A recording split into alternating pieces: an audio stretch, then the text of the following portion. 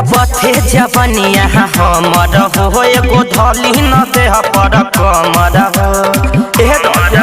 राजा बथे जवनिया हमर हो एगो धल न देह पर कमर हो हेने आई न देह में सट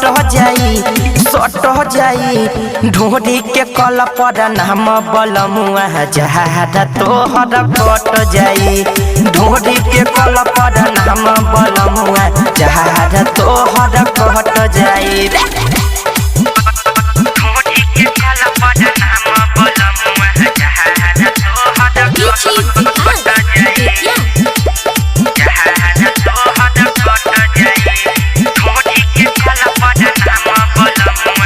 दहेन नहजर की धरो बलमुआ मानव तोहरा के पति पति ढोढ़िया के देखाबे बलमुआ धूप गदबहती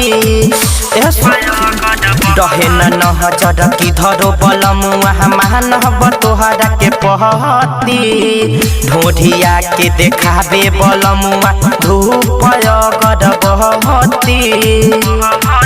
होने जाई न मालय को पहट जाई ढोरी के कला पर नाम बलमुआ जहाद तोहर कट जाई ढोरी के कला पर नाम बलमुआ जहाद तोहर कट जाई ढोरी के कला पर नाम बलमुआ जहाद तोहर कट जाई